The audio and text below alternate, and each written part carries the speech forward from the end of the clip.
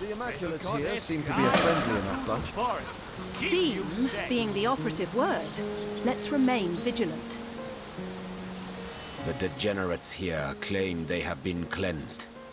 But I can still smell the stink of persisting putrescence wafting from their grimy flesh. Silverglen.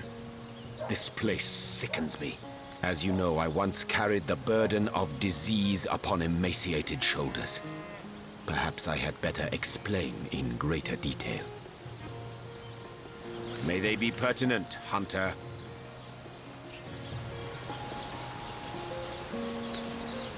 By all means, if you're in the mood for some... It went like this, Hunter. If a ghoul I had become, so a dark turn of thought convinced me. A ghoul's methods I should employ to escape the labyrinthian crypt of corporeal corruption. A necromancer I'd be. Yes, only from deep within the deliriums of death would I tunnel my way back into the gardens of life. I did unspeakable things in the dusky dungeons that twist like forgotten veins to long-deceased organs far beneath my castle's sunlit halls. Halls which held my throne and held the bed upon which Heraka slept, her very touch blessing the satin she reposed upon. Still there came no relief. Perversions I created in scores, but they were mere undead all. Creatures so piteous that the thought of cheating death in their guise frightened me more than the swing of the scythe itself. Like mosquitoes in the night, panic and despair beset me until I turned to that darkest of all arts, demonology. It had to be. There was no other way. I could feel the life slipping out of me like love out of a betrayed spouse's heart. So I drew forbidden symbols.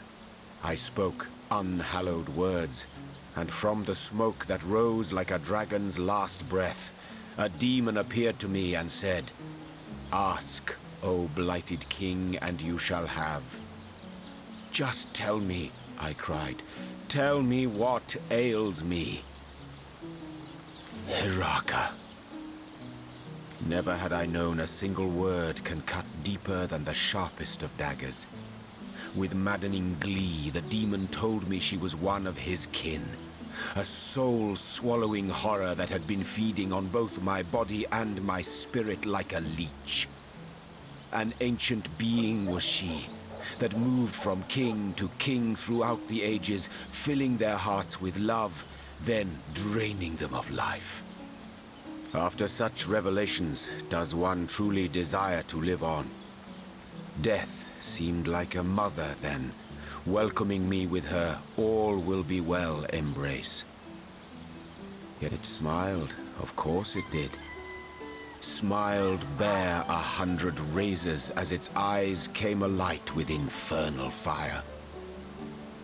I think you know the answer to that question, Hunter. But I've said enough for now.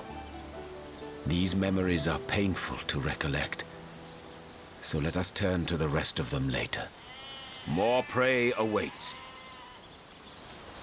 Well, well, well.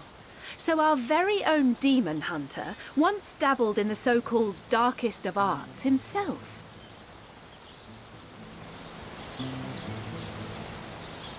A man so utterly betrayed and dying will grasp at any straw. I can hardly blame him.